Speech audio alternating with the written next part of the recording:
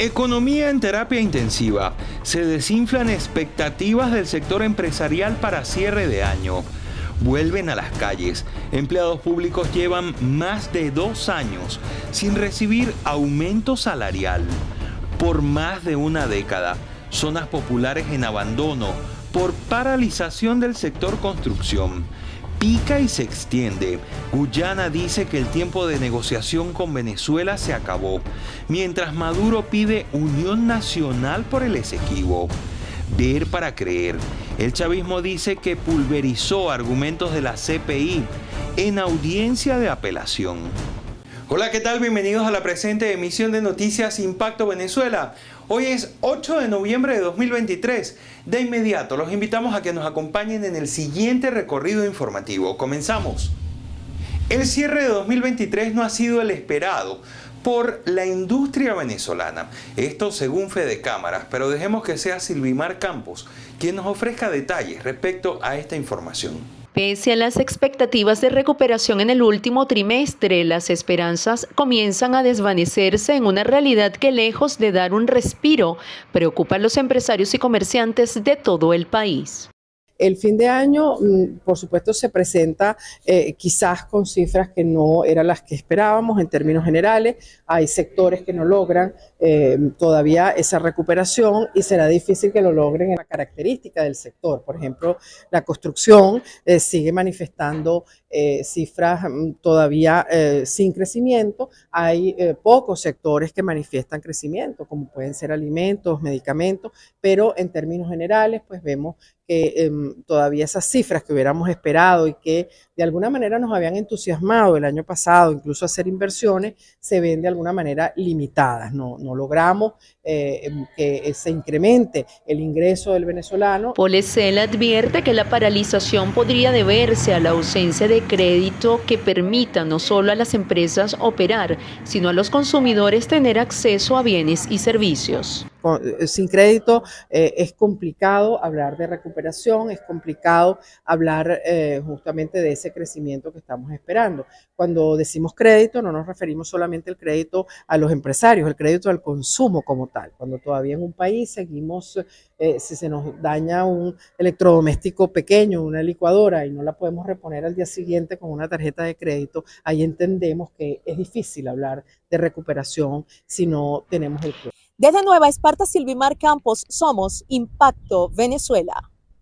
La falta de políticas económicas acertadas, la falta de aumento de salario y las malas condiciones en las cuales viven los venezolanos hacen que algunos sectores de los funcionarios públicos decidan nuevamente planificar protestas para exigir que se declare políticas económicas efectivas y eficientes que recuperen el poder adquisitivo de los venezolanos. Se cumplen 600 días sin aumento salarial en Venezuela, una situación que ha llevado a niveles de pobreza extrema a gran parte de la población, que ha visto cómo al pasar de los días se pulverizan los pocos ingresos que genera por trabajo o por las bonificaciones asignadas por el gobierno de Nicolás Maduro, que no cubren siquiera el 1% del valor de la canasta alimentaria. Veamos algunos comentarios de los propios trabajadores. En la actualidad, apenas el salario mínimo puede estar representando el 1% de la canasta alimentaria, según el valor de la cesta del Observatorio Venezolano de Finanzas, y del Senda representa aún menos del 1%. Un salario mínimo que se ubica en $3.7 o su equivalente a 130 bolívares mensuales, el más bajo del continente y probablemente uno de los más bajos del mundo. Peor aún, cuando se mantiene así por más de 600 días. El salario en 600 días, ningún país del mundo creo que lo sopesa o no lo tiene. Nosotros hemos visto cómo la política de bonificación y de este tipo de artiludio legal han hecho que el salario automáticamente se destruya. Y eso viene contentivo a los derechos humanos esenciales de segunda generación. Ingresos que ha hecho más pobre al pobre, siendo los jubilados, pensionados y adultos de la tercera edad quienes más han sentido el impacto de la indiferencia del gobierno de Nicolás Maduro. De vender las cosas que les quedan. Conozco motorizados, yo vengo de Ipostel, que vendieron sus motos para comérselas. Otros que tienen alguna ayuda de algún familiar que está en el exterior. Otros viven de la caridad pública, otros viven buscando que si le entregan una bolsa, vayan a ver qué vende para mantenerse. Esa situación cada día se agrava más.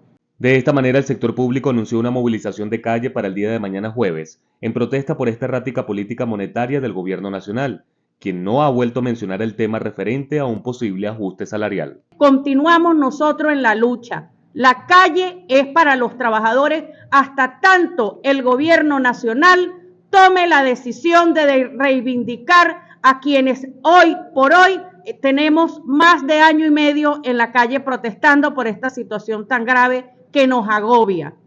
Desde Caracas, Joan Álvarez, Somos Impacto Venezuela. Llegó el momento de la pregunta del día de Impacto Venezuela. Recuerda responderla a través de nuestras redes sociales y tu comentario podría ser leído esta noche en la emisión de Noticias en Vivo. La grave crisis económica vuelve a atentar contra las tradiciones navideñas de los venezolanos. Se necesitan 108 salarios mínimos para cubrir la canasta alimentaria familiar. ¿Crees que la flexibilización de sanciones debería traducirse en un aumento salarial antes de que finalice el año? La Cámara de la Construcción en Venezuela señala que esta industria está totalmente paralizada. Solo se realizan obras menores. Y escucha muy bien, desde hace más de una década no se realizan grandes obras en sectores populares. Susana Quijada con los detalles. Las construcciones de las aceras, brocales y cunetas quedaron en el olvido y en otras como asignatura pendiente desde hace varios años en muchos sectores populares del oriente de Venezuela. La paralización de las obras en los sectores populares de construcción de aceras, brocales, asfaltados. Ya tenemos la recesión de la paralización de esta obra, vienen aproximadamente ya de 15 a 12 años. A finales del 2016 creo, se hicieron algunas construcciones y quedaron todas a medias. Esto debido a que hubieron un contratiempo y el gobierno central adjudicó dinero a las comunas, los cuales o fueron malbaratados o no alcanzaron para terminar las obras, precisamente por el alza de los costos de los materiales. Estamos seguros que la situación económica del país ha influido en esto, pues, ya que los recursos o el situado constitucional que se le otorga a la gobernación de alcaldía ha disminuido a través de eso. Pues, ¿Qué porcentaje representaba este tipo de obras para el sector construcción? No, antes era grande, antes era un porcentaje bastante amplio, pues, ocupaba como un 50% pues, de lo que se construía dentro del municipio. Representantes del Sindicato de la Construcción aseguran que actualmente el grueso de obras que se realizan por parte de entes gubernamentales están dirigidas a las reparaciones de parques, plazas y de vías, indicando que el material usado para el bacheo es de baja calidad. Reparando con pavincreto, quiere decir que esto es con concreto armado, no se utiliza el concreto asfáltico, el tiempo de vida de ese pavincreto es menor que el asfáltico. ¿Ves? Porque la misma lluvia, inmediatamente cuando caen las lluvias, el agua que llega arrastra con todo esto. Desde el estado Anzoátegui y Susana Quijada, Somos Impacto Venezuela. Mientras del lado de Guyana se niegan a negociar con Venezuela, Nicolás Maduro desconoce a la Corte Internacional de Justicia y sus sanciones respecto al territorio de Esequibo. Realizó un conversatorio con factores de poder y sectores políticos, sociales y religiosos de Venezuela para exponer por qué este territorio le pertenece a nuestro país y por qué se debe votar en el referéndum del próximo 3 de diciembre. Taitir Calderón nos trae esta información. La tensa situación entre Guyana y Venezuela por el Esequibo se agrava cada vez más, y es que recientemente el primer ministro de Guyana, Mark Phillips, aseguró que se acabó el tiempo para mediar con la administración de Nicolás Maduro. Las declaraciones llegaron previo al encuentro que sostuvo el líder del chavismo con demás autoridades, en el que resaltó que no es tiempo de realizar un debate para disolver a la opinión pública ni para dividir al pueblo venezolano, sino para unir más al país en torno a la defensa del Esequibo. Maduro enumeró las etapas que definen la controversia territorial sobre el Esequibo y afirmó que el laudo arbitral de París de 1899 fue impuesto a Venezuela en el momento de máxima división y debilidad.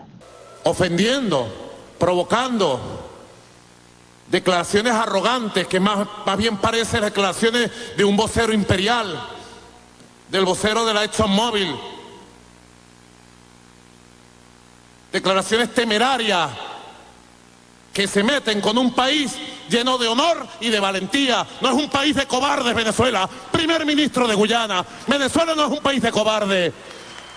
Para aquellos que tratan de crear división, mucho billete está metiendo la ExxonMobil para ver si crea dudas, división, desmovilización entre los venezolanos y venezolanas.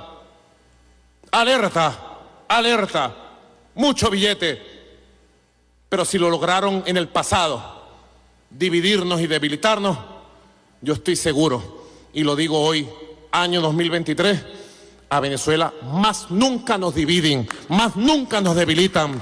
De aquí en adelante lo que tiene que ver una poderosa unión nacional. Guyana expresó el rechazo por el referéndum consultivo que hará Venezuela el próximo 3 de diciembre. En ese sentido, Phillips aseguró que confía en las acciones que tomará la Corte Internacional de Justicia luego de las audiencias del 14 de noviembre. Precisamente Estados Unidos y Guyana anunciaron este martes que aumentarán su cooperación militar en plena disputa, lo cual aseguran mejorará objetivos mutuos de seguridad, abordará las amenazas transversales y promoverá la seguridad regional. Desde la administración de Nicolás Maduro aseguran que desmontaron todos los argumentos de la Corte Penal Internacional respecto a las investigaciones que se están llevando en el país por presunta violación de derechos humanos. Gil asegura que la defensa de Venezuela triunfó tras demostrar que la Fiscalía de la Corte Penal Internacional no presentó suficientes referencias en la comunicación para atender las denuncias respecto a presuntos crímenes de lesa humanidad.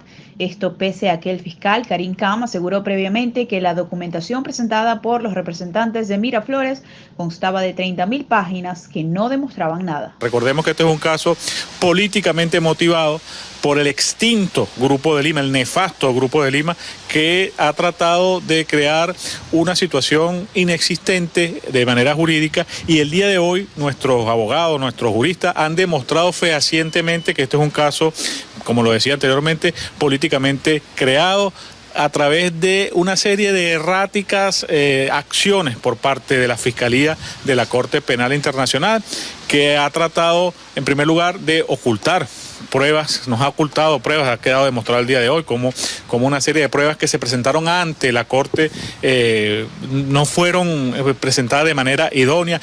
Gil añadió que Venezuela está apegada a la ley internacional y alegó que la apelación presentada ante la Corte Penal Internacional va a prosperar. Santiago Gutiérrez nos trae detalles de un homicidio ocurrido dentro de un urbanismo de la gran misión Vivienda Venezuela. Las autoridades y sus familiares lo identificaron como Tomás Enrique Pérez Rodríguez, de 19 años de edad. Su hermana señaló que fue atacado por varias personas. Las investigaciones podrían arrojar detalles hasta ahora desconocidos, pero de interés criminalístico. ¿Y cómo lo matan? ¿Dónde lo matan? En el apartamento de donde se estaba alquilada la novia. Lo matan a puñaladas. ¿Se sabe quiénes fueron? Por allí funcionan unas bandas. No sé, o sea, creo que sí tienen detenida a la persona. Ya, ¿y la otra persona, la novia de tu hermano, qué le pasó? La violaron, recibió una puñalada en el brazo, estaba herida. ¿Se está recuperando? ¿La llevaron a dónde? ¿A qué hospital? No sé a qué hospital la llevaron. El abuso en contra de la novia de Tomás Pérez agrega un elemento de mayor crueldad en un caso donde no está descartado el móvil de la venganza o el móvil pasional. Mientras tanto, las autoridades continúan peinando la zona bajo el supuesto de que podría tratarse de los integrantes de bandas que han operado en la zona en los últimos meses. Hasta ahora no se ha practicado ninguna detención en este caso. Sin embargo, los investigadores han estado peinando una vasta zona con algunos elementos, algunas informaciones referenciales que han obtenido en las últimas horas, y en consecuencia se espera que pudiera llegarse a practicar la ubicación y además la detención de o las personas quienes cometieron este doble delito. En Caracas, Santiago Gutiérrez, Somos Impacto Venezuela. En el estado Táchira hay una situación, específicamente en su capital San Cristóbal, y es que la economía informal se ha convertido en el camuflaje perfecto para grupos delictivos que expenden estupefacientes y hasta participan en tráfico de personas. Marina Glot con los detalles. La Policía Municipal de San Cristóbal ha recibido varias denuncias sobre delitos cometidos por sujetos que se hacen pasar por vendedores ambulantes o informales. Por lo menos 10 han sido detenidos meses atrás.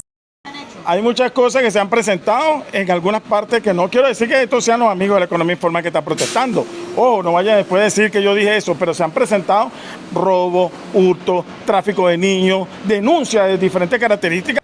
Amigos de Impacto Venezuela, justamente por el plan de reordenamiento de la ciudad no ha habido humo blanco con respecto a la reubicación de los más de 300 buhoneros que existen en la ciudad de San Cristóbal. El alcalde del municipio, Silfredo Zambrano, ha sido enfático en decir que no se dejará chantajear.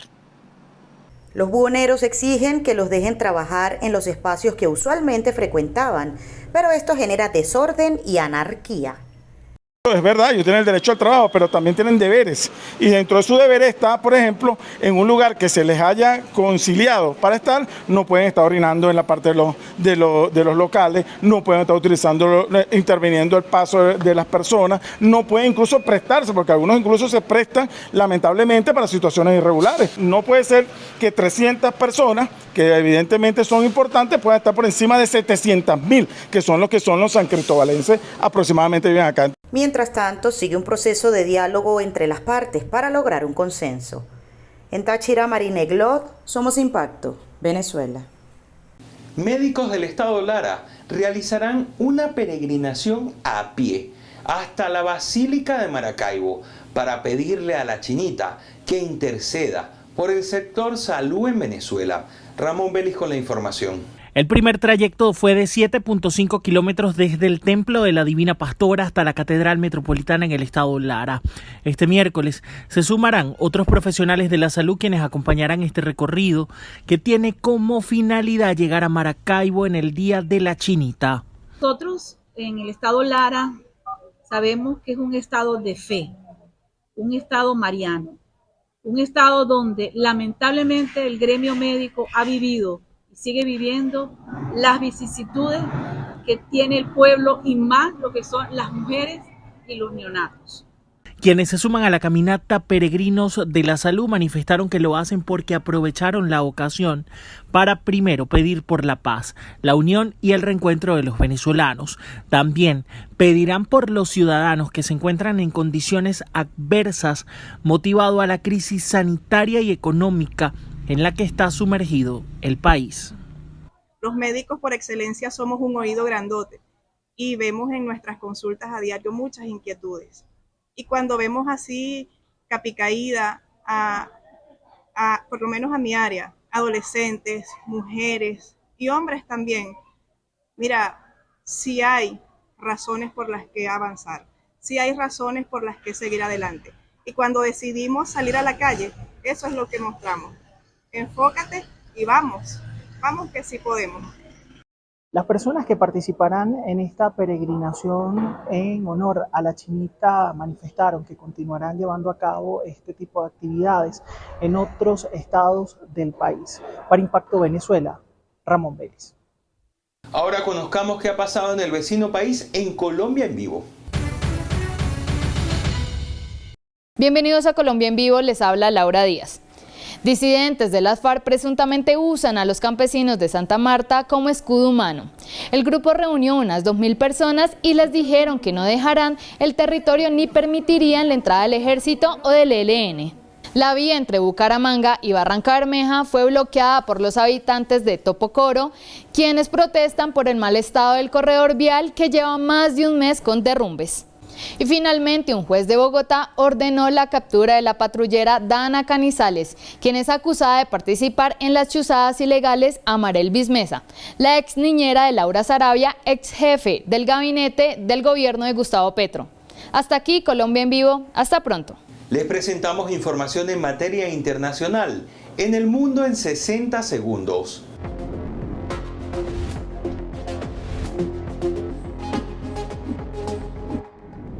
Bienvenidos al Mundo en 60 Segundos, les habla Laura Díaz. Una fábrica de chocolate de la empresa Cacao Show fue destruida por un incendio en el estado brasileño de Espíritu Santo.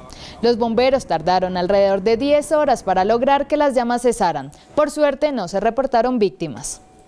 La oposición al gobierno de Pedro Sánchez vuelve a salir a la calle en Madrid para pedir su renuncia y rechaza la amnistía a los líderes independientes catalanes. La manifestación se ha concentrado frente a la sede del Partido Socialista Obrero Español en Ferraz con fuerte presencia policial. Y por último, un hombre armado con un rifle AR-15 fue neutralizado por la policía del Capitolio de Estados Unidos cerca del Senado. El sujeto ignoró las órdenes de los agentes y recibió una descarga eléctrica. Además, se halló un paquete sospechoso en el lugar. Hasta aquí el Mundo en 60 Segundos. Hasta pronto. Karol G abrirá un nuevo show en Venezuela luego de que se agotaran las entradas para su primer concierto. Bárbara Orozco nos cuenta más en nuestra sección de farándula. Hola a todos. A continuación haremos un repaso por las noticias más resaltantes del arte y el espectáculo. Acompáñenme.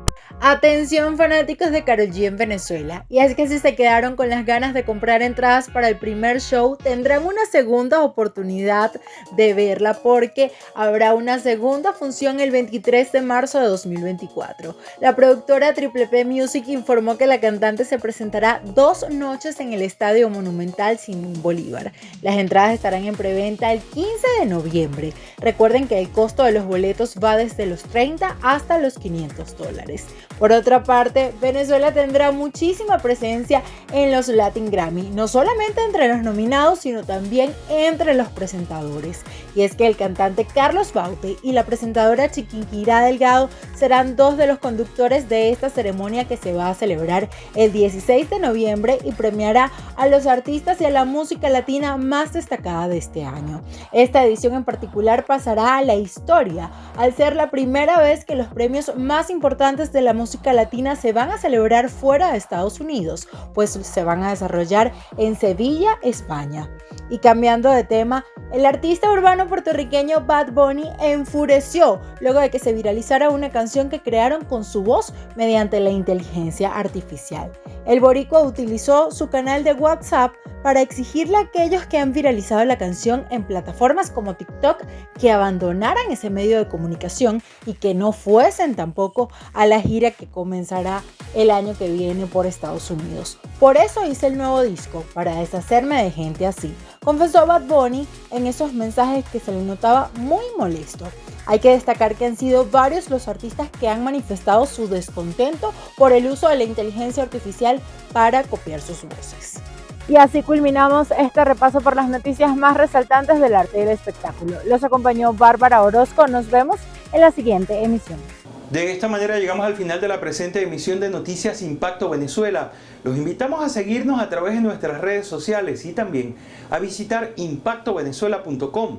Información confirmada y sin censura.